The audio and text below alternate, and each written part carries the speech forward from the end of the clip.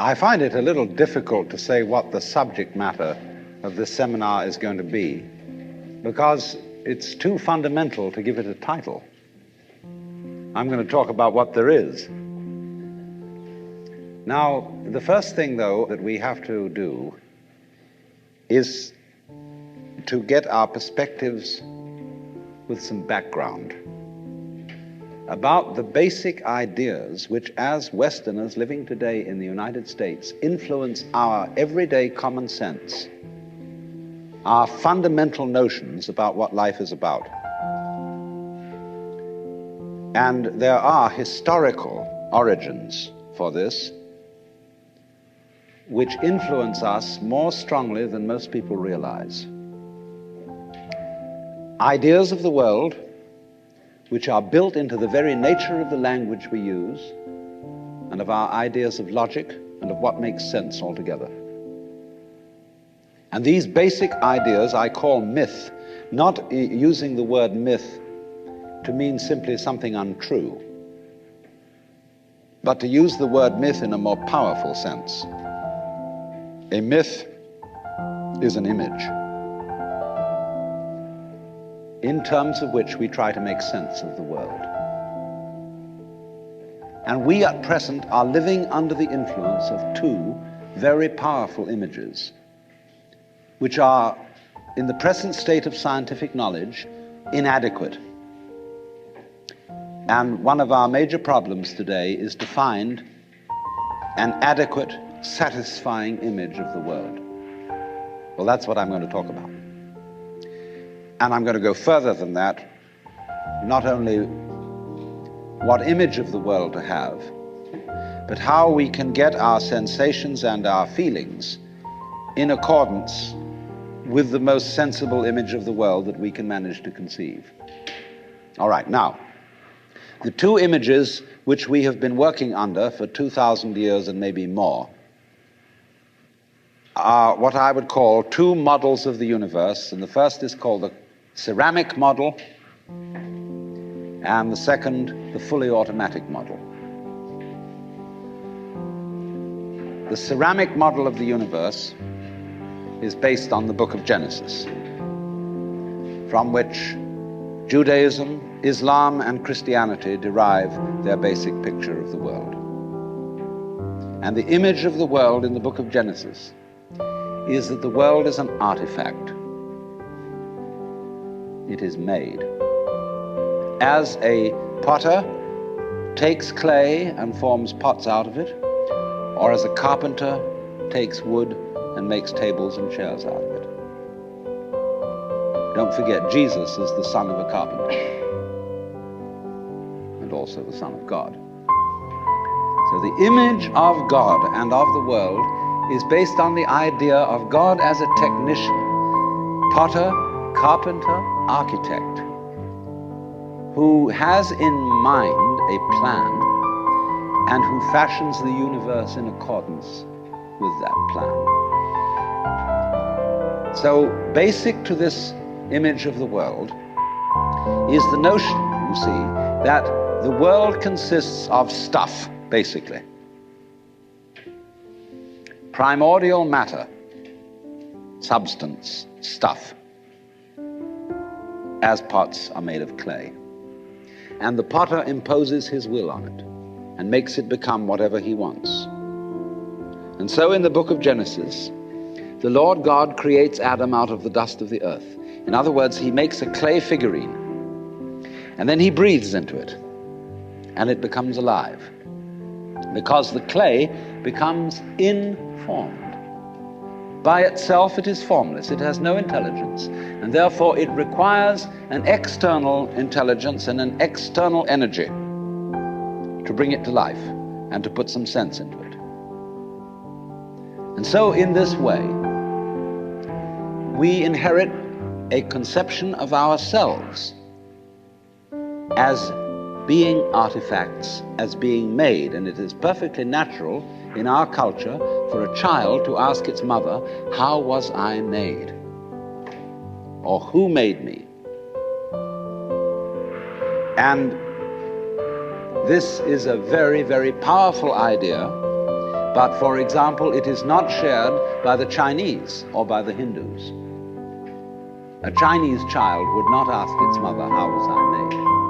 A Chinese child might ask its mother, "How did I grow?"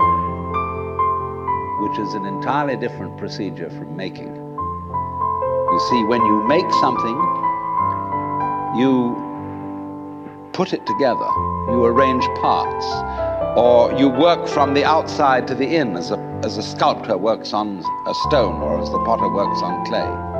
But when you watch something growing, it works in exactly the opposite direction. It works from the inside to the outside.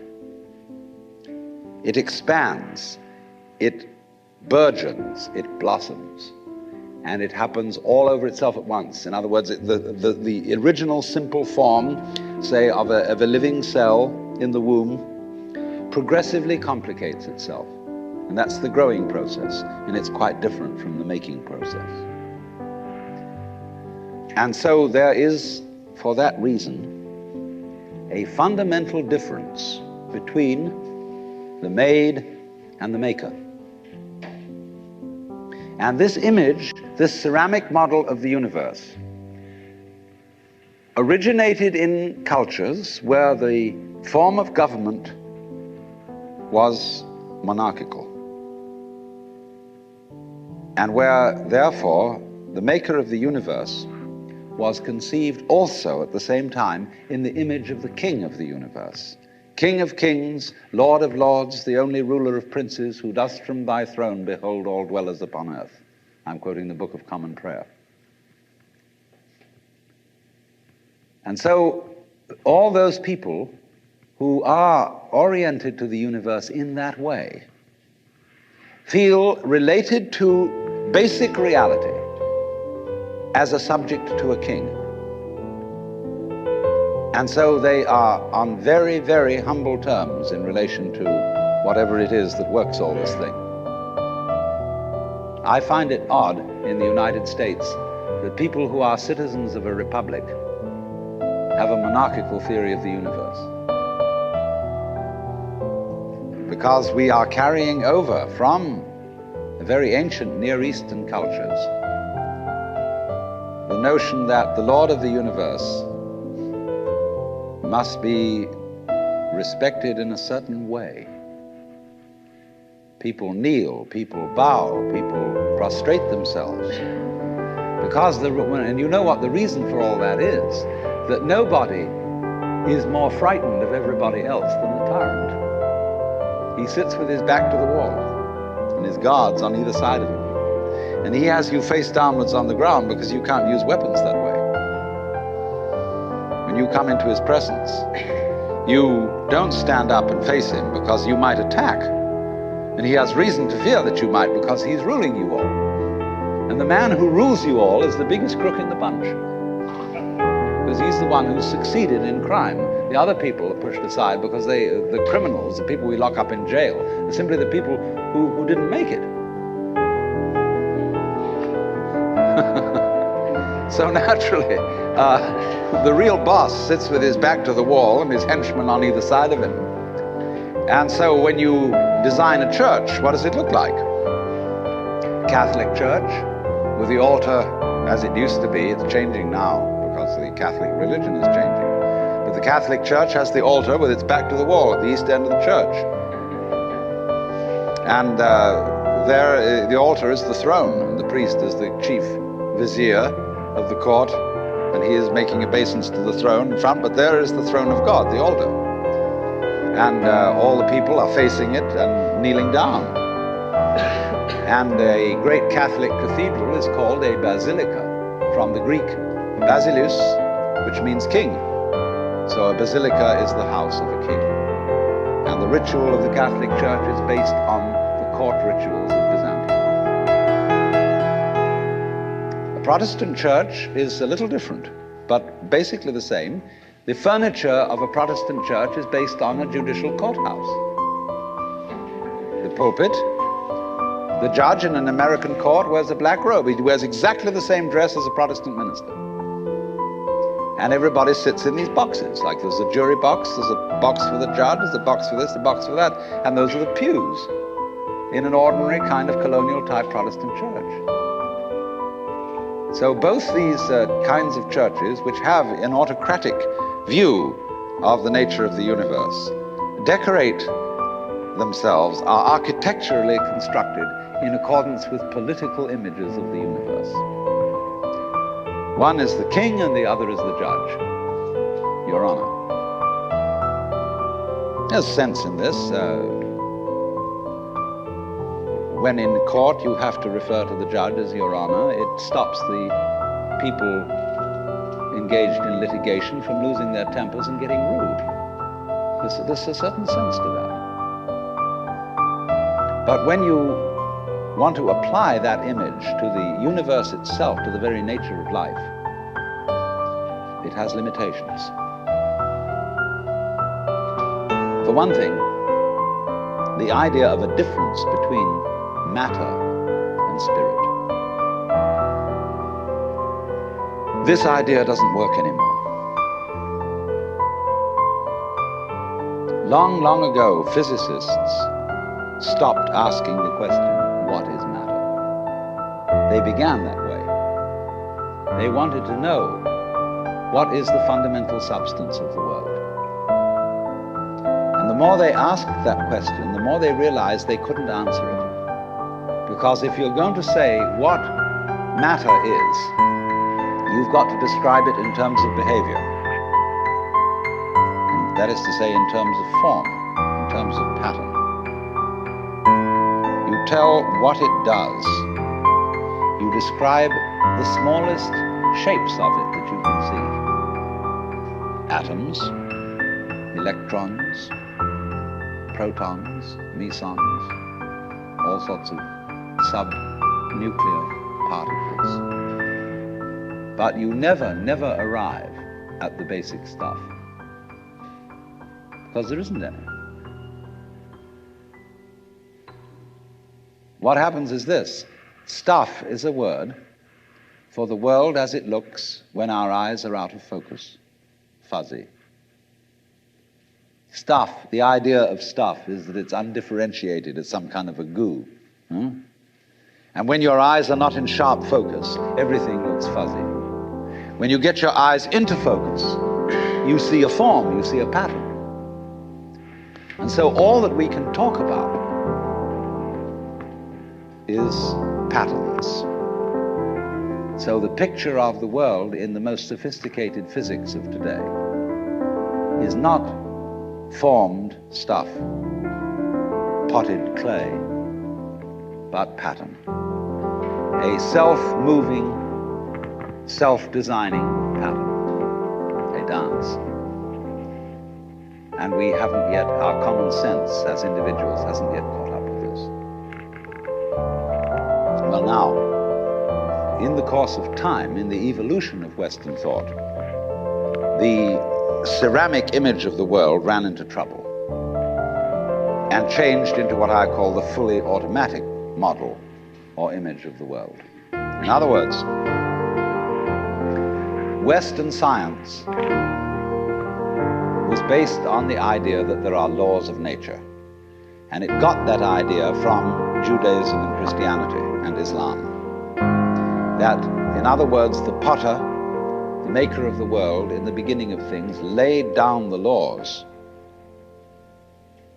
And the law of God, which is also the law of nature, is called the Logos. And in Christianity, the Logos is the second person of the Trinity, incarnate as Jesus Christ, who thereby is the perfect exemplar of the divine law.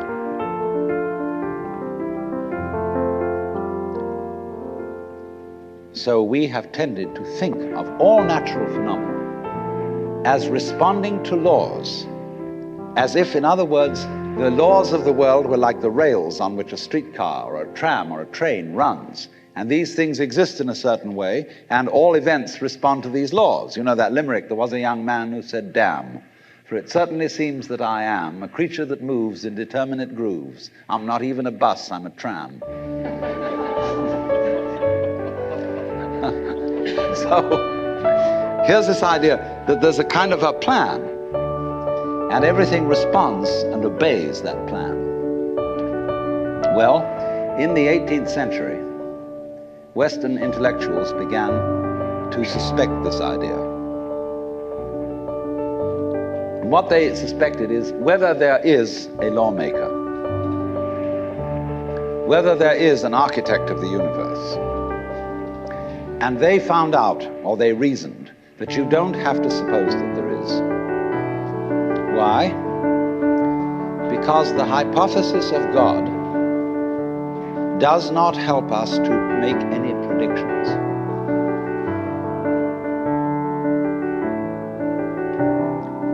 In other words, let's put it this way. If the business of science is to make predictions about what's going to happen, science is essentially prophecy.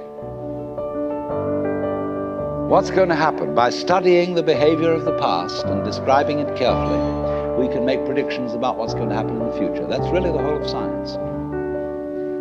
And to do this, and to make successful predictions, you do not need God as a hypothesis, because it makes no difference to anything.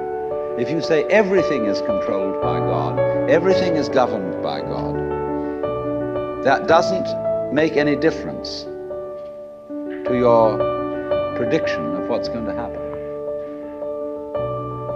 And so what they did was simply drop that hypothesis. But they kept the hypothesis of law.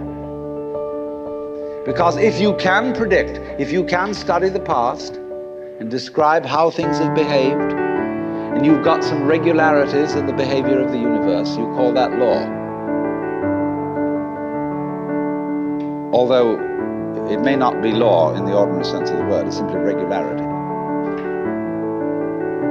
And so what they did was they got rid of the lawmaker and kept the law. And so they conceived the universe in terms of a mechanism.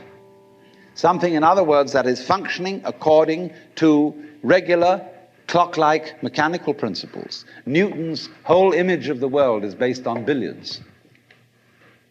The atoms are billiard balls, and they bang each other around. And so your behavior, every individual therefore is defined as a very, very complex arrangement of billiard balls, being banged around by everything else.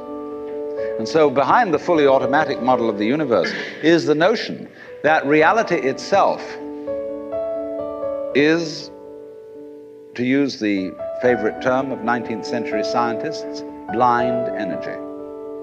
In, say, the metaphysics of Ernst Haeckel and T.H. Huxley, the world is basically nothing but blind, unintelligent force. And likewise, in parallel to this, in the philosophy of Freud, the basic psychological energy is libido, which is blind lust. And it is only a fluke. It is only as a result of pure chances that, resulting from the exuberance of this energy, there are people with values, with reason, with languages, with cultures, and with love. Just a fluke. Like, 1,000 monkeys typing 1,000 typewriters for 1,000,000 years will eventually type the Encyclopedia Britannica. And of course, the moment they stop typing the Encyclopedia Britannica, they will relapse into nonsense.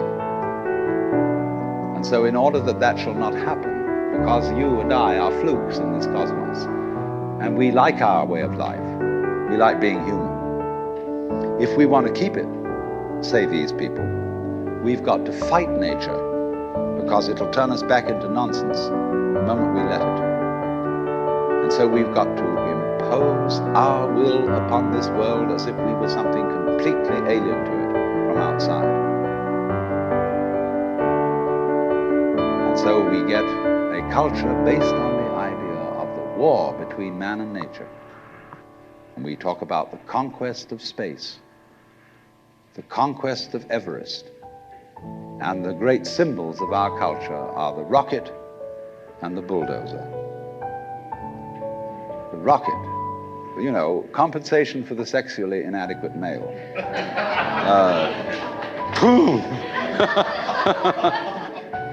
So we're going to conquer space. You know, we're in space already, way out. If anybody cared to be sensitive and let what's outside space come to you, you can, if your eyes are clear enough. Aided by telescopes, aided by radio astronomy, aided by all the kind of sensitive instruments we can devise. We are as far out in space as we're ever going to get. But, you know, sensitivity isn't the pitch. Especially in the WASP culture of the United States, we define manliness in terms of aggression. You see, because we're a little bit frightened as to whether we are really men. And so we put on this great show of being a tough guy. It's completely unnecessary. You know, if you have what it takes, you don't need to put on that show. You don't need to beat nature into submission. Why be hostile to nature? Because after all, you are a symptom of nature. You, as a human being, you grow out of this physical universe in just exactly the same way that an apple grows off an apple tree. So let's say the tree which grows apples is a tree which apples, using apple as a verb. And a world in which human beings arrive is a world that peoples. And so the existence of people is symptomatic of the kind of universe we live in. Just as spots on somebody's skin are symptomatic of chickenpox. But we have been brought up by reason of our two great myths, the ceramic and the fully automatic, not to feel that we belong in the world. So our popular speech reflects it. We say, I came into this world. You didn't, you came out of it. We say, face facts. We talk about encounters with reality, as if it was a head-on meeting of completely alien agencies, and the average person has the sensation that he is a somewhat that exists inside a bag of skin, a center of consciousness, which looks out at this thing, and what the hell's it going to do to me? You see? I recognize you. You kind of look like me, and I've seen myself in a mirror, and you look like you might be people. So maybe you're intelligent, maybe you can love too, and perhaps you're all right. Some of you are anyway. If you've got the right color of skin, or you have the right religion, or whatever it is, you're okay. But there are all those people over in Asia, Africa, and they may not really be people. When you want to destroy someone, you always define them as unpeople. Not really human. Monkeys maybe, idiots maybe, machines maybe, but not people. But we have this hostility to the external world because of the superstition, the myth, the absolutely unfounded theory that you yourself exist only inside your skin. Now, I want to propose another idea altogether. You know, there are astronomers that say there was a primordial explosion, an enormous bang millions of years ago, billions of years ago, which flung all the galaxies into space. Well, let's take that just for the sake of argument and say that was the way it happened. It's like you took a bottle of ink and you threw it at a wall. Smash, and all that ink spreads. And in the middle, it's dense, isn't it? And as it gets out on the edge, the little droplets are finer and finer and make more complicated patterns. See? So in the same way, there was a big bang in the beginning of things, and it spread. And you and I, sitting here in this room, as complicated human beings, are way, way out on the fringe of that bang. We're the complicated little patterns on the end of it. Very interesting. But so we define ourselves as being only that. If you think that you are only inside your skin, you define yourself as one very complicated little curlicue, way out on the edge of that explosion, way out in space and way out in time. Billions of years ago, you were a big bang. But now you're a complicated human being. And then we cut ourselves off like this and don't feel that we are still the big bang. But you are. Depends how you define yourself. You are actually, if this is the way things started, if there was a Big Bang in the beginning, you're not something that is a result of the Big Bang on the end of the process. You are still the process. You are the Big Bang, the original force of the universe coming on as whoever you are. See, when I meet you, I see not just what you define yourself as, Mr. So-and-so, Miss So-and-so, Mrs. So-and-so. I see every one of you as the primordial energy of the universe coming on at me in this particular way. I know I'm that too. But we've learned to define ourselves as separate from it. And so what I would call a kind of a basic problem we've got to go through first is to understand that there are no such things as things. That is to say, separate things or separate events. That is only a way of talking. And if you can understand this, you're going to have no further problems. I once asked a group of high school children, what do you mean by a thing? And first of all, they gave me all sorts of synonyms. They said it's an object, which is simply another word for a thing. It doesn't tell you anything about what you mean by a thing. And finally, a very smart girl from Italy who was in the group said a thing is a noun. And she was quite right. A noun isn't a part of nature, it's a part of speech. There are no nouns in the physical world. There are no separate things in the physical world either. See, the physical world is wiggly. The clouds, mountains, trees, people are all wiggly. And only when human beings get working at things, they build buildings in straight lines and try and make out that the world isn't really wiggly. But here are we sitting in this room all built on straight lines, but each one of us is as wiggly as all get out. Now then, when you want to get control of something that wiggles, it's pretty difficult, isn't it? You try and pick up a fish in your hands and the fish is wiggly and it slips out. What do you do to get hold of a fish? You use a net. And so the net is the basic thing we have for getting hold of the wiggly world. And so if you want to get hold of this wiggle, you've got to put a net over it. And I can number the holes in a net. So many holes up, so many holes across. And if I can number these holes, I can count exactly where each wiggle is in terms of a hole in that net. And that's the beginning of calculus, the art of measuring the world. But in order to do that, I've got to break up the wiggle into bits. And I've got to call this a specific bit, and this the next bit of the wiggle, and this the next bit, and this the next bit of the wiggle. And so these bits are things or events. Bits of wiggles, which I mark out in order to talk about the wiggle, in order to measure it, and therefore in order to control it. But in nature, in fact, in the physical world, the wiggle isn't bitted. Like you don't get a cut-up fryer out of an egg. But you have to cut the chicken up in order to eat it. You bite it. But it doesn't come bitten. So the world doesn't come thinged. It doesn't come evented. You and I are all as much continuous with the physical universe as a wave is continuous with the ocean. The ocean waves, and the universe peoples. And as the wave, I wave at you and say, you! The world is waving at me with you. And saying, hi, I'm here.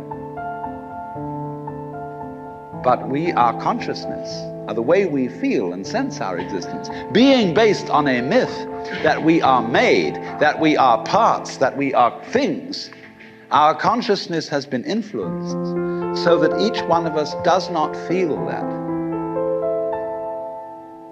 We feel we have been hypnotized, literally hypnotized, by social convention into feeling and sensing that we exist only inside our skins, that we are not the original bang, but just something out on the end of it. And therefore we are scared stiff. Because my wave is going to disappear. And I'm going to die. And that would be awful.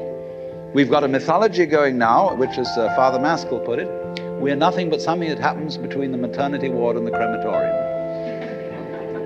And that's it. And therefore, everybody feels unhappy and miserable. You know, this is what people really believe today. You may go to church, you may say you believe in this, that, and the other, but you don't. Even Jehovah's Witnesses, who are the most fundamentalists, they're polite when they come round and knock at the door. But if you really believed in Christianity, you'd be screaming in the streets. But nobody does. You'd be taking full-page ads in the paper every day. You'd have the most terrifying television programs. The churches would be going out of their minds if they really believe what they teach, but they don't. They think they ought to believe what they teach. They believe they should believe, but they don't believe it, because what we really believe is the fully automatic model. And that is our basic, plausible common sense. You are a fluke. You are a separate event. And you run from the maternity ward to the crematorium, and that's it, baby. That's it. Now, why does anybody think that way? There's no reason to, because it isn't even scientific. It's just a myth. And it's invented by people who wanted to feel a certain way. They want to play a certain game. See, the game of God got embarrassing. The idea of God as the potter, the architect of the universe, is good. It makes you feel that life is, after all, important. There is someone who cares. It has meaning, it has sense, and you are valuable in the eyes of the Father. But after a while, it gets embarrassing. And you realize that everything you do is being watched by God. He knows your tiniest, inmost feelings and thoughts, and you say after a while, quit bugging me. I don't want you around. So you become an atheist, just to get rid of it. Then you feel terrible after that, because you got rid of God, but that means you got rid of yourself. You're just nothing but a machine. And your idea that you're a machine is just a machine too. So if you're a smart kid, you commit suicide. Camus said there is only really one serious philosophical question, which is whether or not to commit suicide. I think there are 4 or 5 serious philosophical questions. The first one is, who started it? The second is, are we going to make it? The third is, where are we going to put it? The fourth is, who's going to clean up? And the fifth, is it serious? But still, should you or not commit suicide? This is a good question. Why go on? And you only go on if the game is worth the candle. Now, the universe has been going on for an incredible long time. And so really, a satisfactory theory of the universe has to be one that's worth betting on. That's seems to me, absolutely elementary common sense. If you make a theory of the universe which isn't worth betting on, why bother? Just commit suicide. But if you want to go on playing the game, you've got to have an optimal theory for playing the game. Otherwise, there's no point in it. But the people who coined the fully automatic theory of the universe were playing a very funny game. What they wanted to say was this: all you people who believe in religion are old ladies and wishful thinkers. You got a big daddy up there and you want a comfort and thing, but life is rough. Life is tough. And success goes to the most hard-headed people. That was a very convenient theory when the European American world was colonizing the natives everywhere else. He said, we are the end product of evolution. And we're tough, see. I'm a big, strong guy because I face facts. And life is just a bunch of junk. And I'm going to impose my will on it and turn it into something else, you see. and I'm real hard. See, that's a way of flattering yourself. And so it has become academically plausible and fashionable that this is the way the world works. In academic circles, no other theory of the world than the fully automatic model is respectable. Because if you're an academic person, you've got to be an intellectually tough person. You've got to be prickly. See, there are basically two kinds of philosophy. One's called prickles, the other's called goo. And prickly people are precise, rigorous, logical. They like everything chopped up and clear. Goo people like it vague. For example, in physics, prickly people believe that the ultimate constituents of matter are particles. Goo people believe it's waves. And in philosophy, prickly people are logical positivists and goo people are idealists. And they're always arguing with each other. But what they don't realize is that neither one can take his position without the other person. Because you wouldn't know you advocated prickles unless there was somebody else advocating goo. You wouldn't know what a prickle was unless you knew what goo was. Because life is not either prickles or goo, it's gooey prickles and prickly goo. And they go together like back and front, male and female. And that's the answer to philosophy. See, I'm a philosopher, and I'm not going to argue very much, because if you don't argue with me, I don't know what I think. So if we argue, I say thank you, because owing to the courtesy of your taking a different point of view, I understand what I mean, so I can't get rid of you. But however, you see, this whole idea that the universe is just nothing at all but unintelligent force playing around and not even enjoying it, is a put-down theory of the world. People who had an advantage to make, a game to play, by putting it down and making out that because they put the world down, they were a superior kind of people. So that just won't do. We've had it.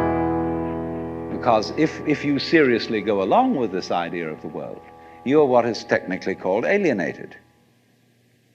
You feel hostile to the world. You feel that the world is a trap. It is a mechanism, it's electronic and neurological mechanisms into which you somehow got caught. And you, poor thing, have to put up with being in a body that's falling apart and that gets cancer, that gets the great Siberian itch, and it's just terrible. And these mechanics, doctors are trying to help you out, but they really can't succeed in the end. And you're just going to fall apart, and it's a grim business, and it's too bad. So if you think that that's the way things are, you may as well commit suicide right now. Unless you say, well, I daren't, because there really, after all, there might be eternal damnation in the back of the thing if I did that. Or then I identify with my children or something, and I think of them going on without me and nobody to support them. But of course, if I do go on in this frame of mind and continue to support them, I shall merely teach them to be like I am. And they'll go on dragging it out to support their children, and they won't enjoy it. And they'll be afraid to commit suicide, and so will their children. They all learn the same lesson. So you see, all I'm trying to say is that the basic common sense about the nature of the world that is influencing most people in the United States today, the fully automatic model, is simply a myth. If you want to say that the idea of God the Father with his white beard on the golden throne is a myth, in the bad sense of the word myth, so is this other one. It's just as phony and has just as little to support it as being the true state of affairs. Why? And let's get this clear. If there is any such thing at all as intelligence and love and beauty, well, you found it in other people. In other words, it exists in us as human beings. And as I said, if it is there in us, it is symptomatic of the scheme of things. We are as symptomatic of the scheme of things as the apples are symptomatic of the apple tree or the rose of the rose bush.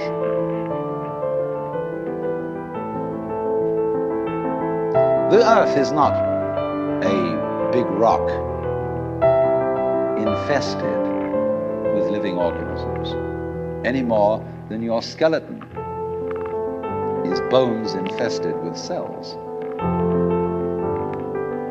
The earth is geological, yes, but this geological entity grows people.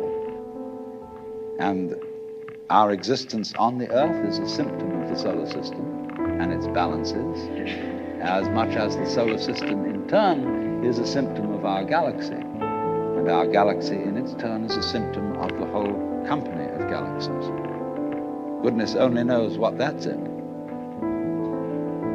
But you see, when as a scientist you describe the behavior of a living organism, you try to say what a person does. It's the only way in which you can describe what a person is. Describe what they do. Then you find out that in making this description, you cannot confine yourself to what happens inside the skin. In other words, you can't talk about a person walking unless you start describing the floor. Because when I walk, I don't just dangle my legs in empty space. I move in relationship to a room. And so in order to describe what I'm doing when I'm walking, I have to describe the room. I have to describe the territory. So in describing my talking at the moment, I can't describe this just as a thing in itself because I'm talking to you.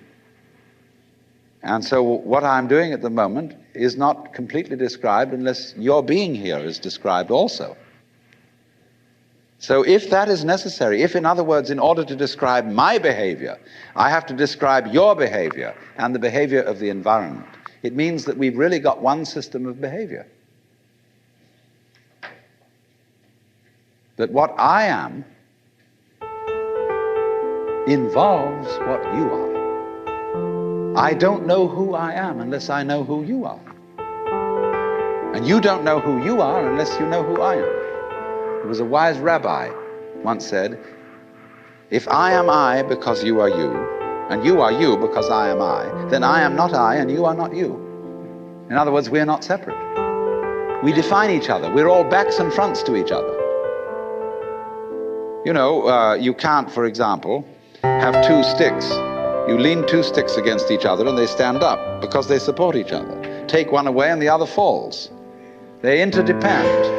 And so in exactly that way, we and our environment, and all of us and each other, are interdependent systems.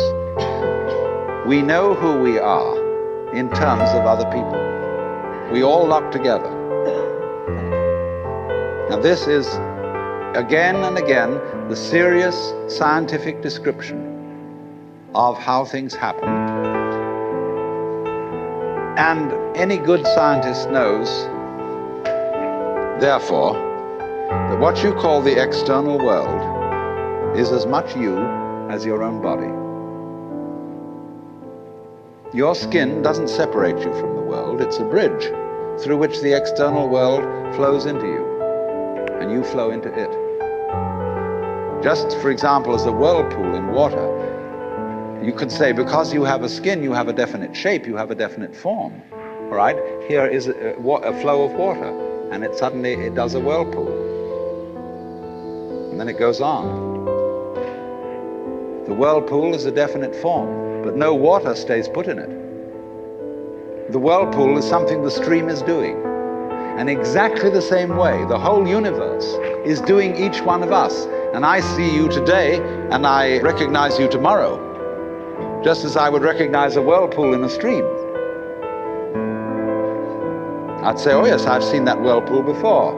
It's just near so-and-so's house on the edge of the river. and it's always there. So in the same way, when I meet you tomorrow, I recognize you. You're the same whirlpool you were yesterday. But you're moving. The whole world is moving through you. All the cosmic rays, all the food you're eating, the stream of steaks and milk and eggs and everything is just flowing right through you. When you're wiggling the same way, the world is wiggling, the stream is wiggling you. But the problem is, you see, we haven't been taught to feel that way. The myths underlying our culture and underlying our common sense have not taught us to feel identical with the universe, but only parts of it, only in it, only confronting it, aliens. And we are, I think, quite urgently in need of coming to feel that we are the eternal universe, each one of us. Otherwise, we're going to go out of our heads. We're going to commit suicide, collectively, with courtesy of H-bombs. And, all right, supposing we do, well, that will be that, and it'll be life making experiments on other galaxies. Maybe they'll find a better game.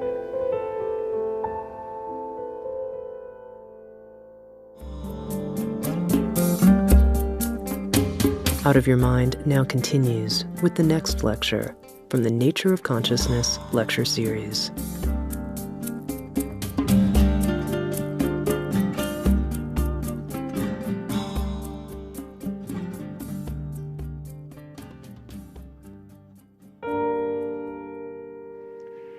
Well, now, I was discussing two of the great myths or models of the universe which lie in the intellectual and psychological background of all of us.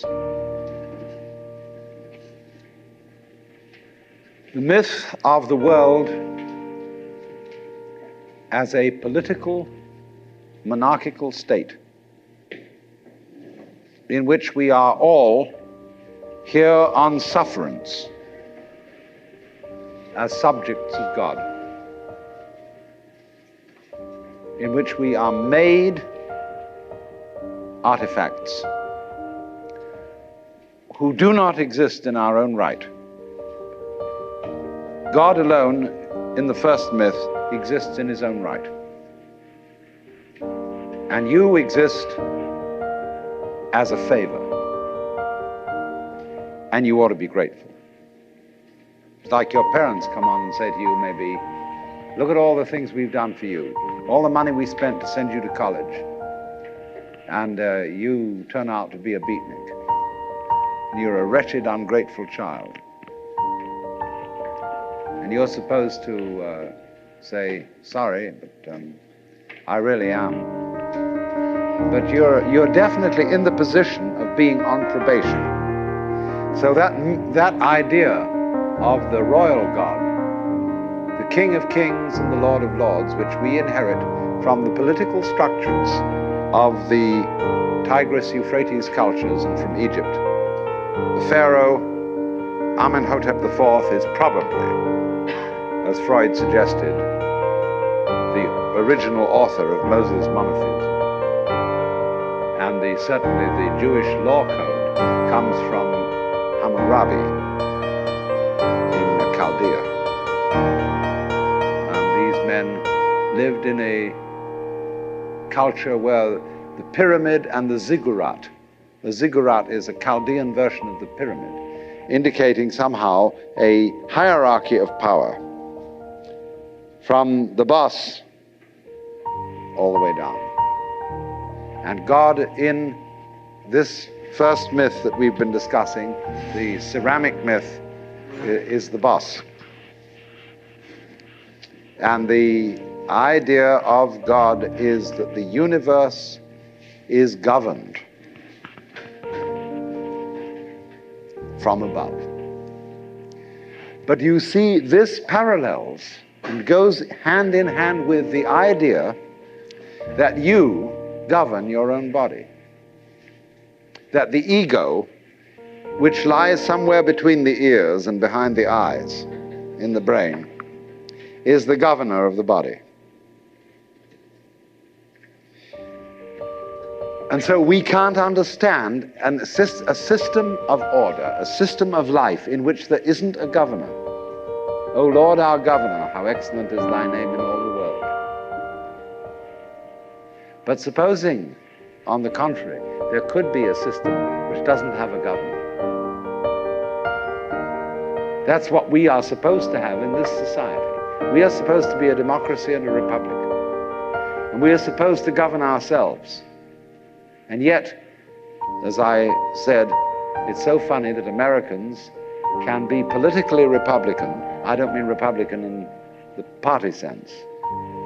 And yet, religiously monarchical. It's a real strange contradiction. So what is this universe? Is it a monarchy? Is it a republic? Is it a mechanism or an organism? Because you see, if it's a mechanism, either it's a mere mechanism, as in the fully automatic model, or else it's the mechanism under the control of a driver, a mechanic. If it's not that, it's an organism. And an organism is a thing that governs itself. In your body, there is no boss.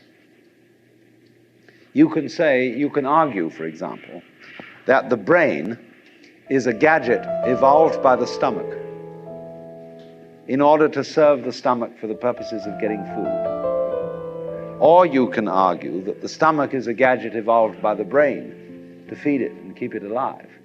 Whose game is this? Is it the brain's game or the stomach's game? It doesn't make, actually, they're mutual. The brain implies the stomach implies the brain, and neither of them is the boss. You know that story about all the limbs of the body? It said, the hands said, we do all our work, the feet said, we do our work, the mouth said, we do all the chewing, and here's this lazy stomach who just gets it all and doesn't do a thing. He doesn't do any work, so let's go on strike. And the hands refused to carry, the feet refused to walk, the mouth refused to chew, and said, now, we're on strike against the stomach. But after a while, all of them found themselves getting weaker, because they didn't recognize that the stomach fed them. So, there is the possibility then that we are not in the kind of system that these two myths delineate, that we are not living in a world where we ourselves, in the deepest sense of self, are outside reality and somehow in a position that we have to bow down to it and say, as a great favor, please preserve us in existence. Nor are we in a system which is merely mechanical and in which we are nothing but flukes trapped in the electrical wiring of a nervous system which is fundamentally rather inefficiently arranged. What's the alternative? Well, we can put the alternative in another image altogether. And I will call this not the ceramic image, not the fully automatic image, but the dramatic image. Consider the world as a drama. What's the basis of all drama?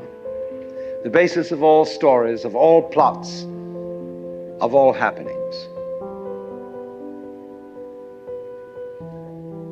It's the game of hide and seek.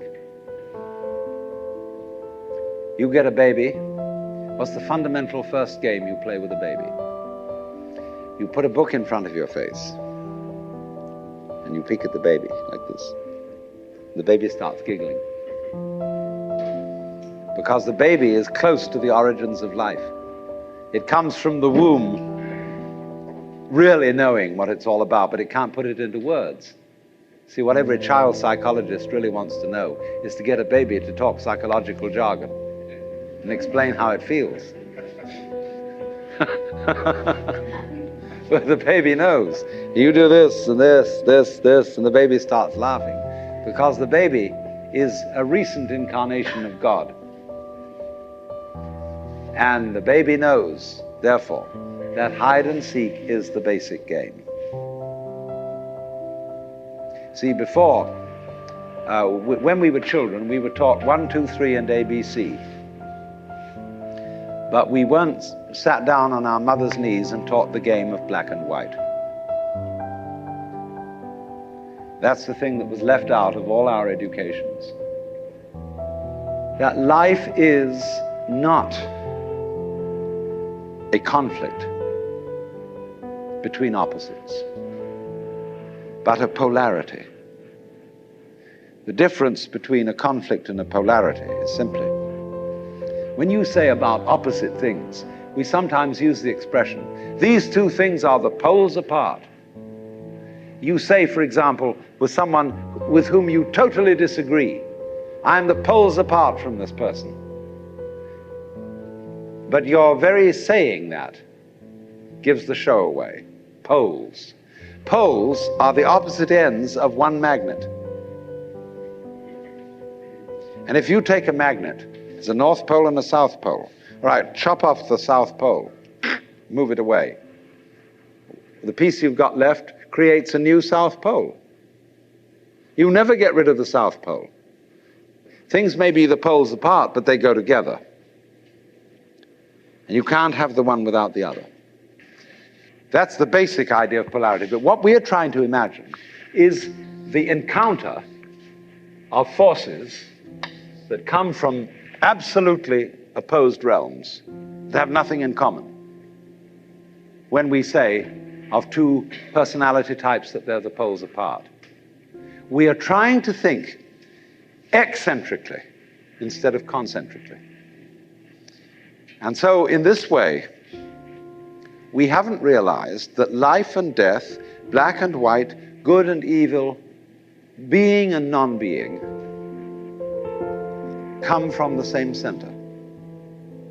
They imply each other so that you wouldn't know the one without the other. Now, I'm not saying that that's bad. That's fun. You are playing the game that you don't know that self and other go together in just the same way as the two poles of the magnet. So that when anybody in our culture says, slips into the state of consciousness where they suddenly find this to be true, and they come on and say, I'm God, we say, you're insane.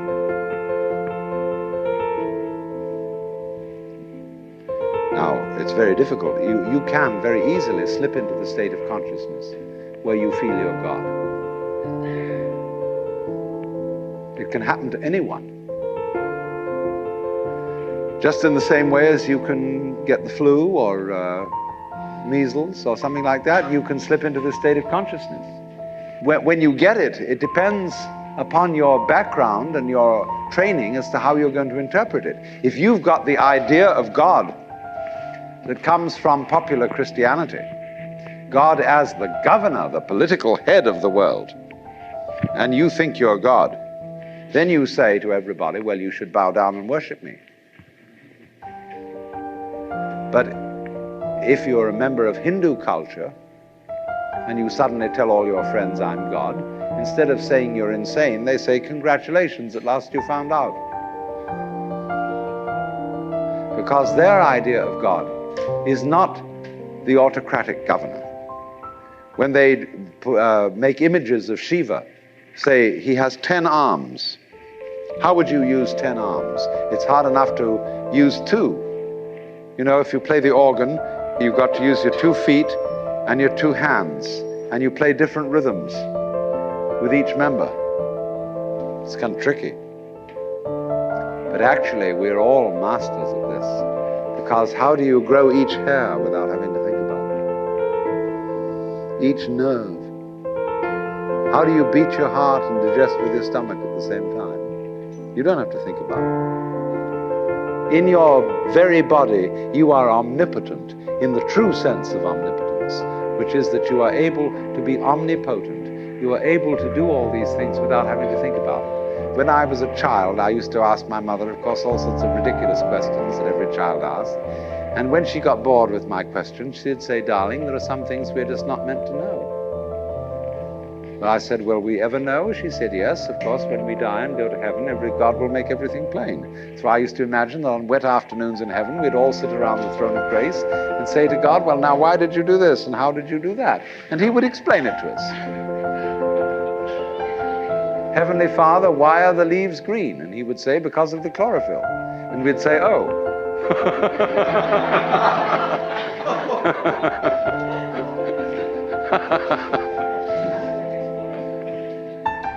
But in the Hindu universe, you would say to God, how did you make the mountains? And he would say, well, I just did it.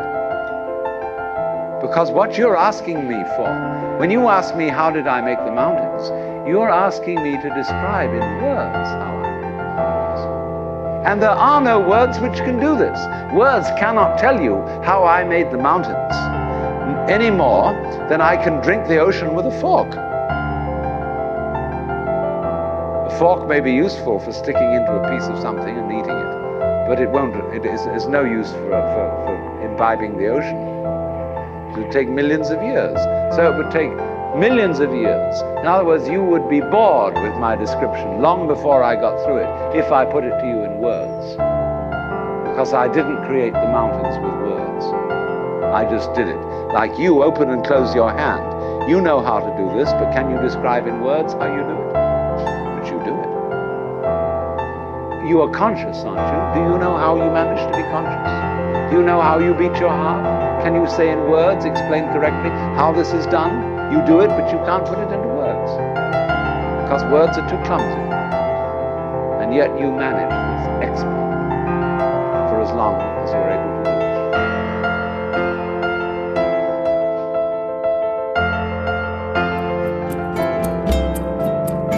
it. This concludes Session 1 of Out of Your Mind, Essential Listening from the Alan Watts Audio Archives. Our program continues with Session 2.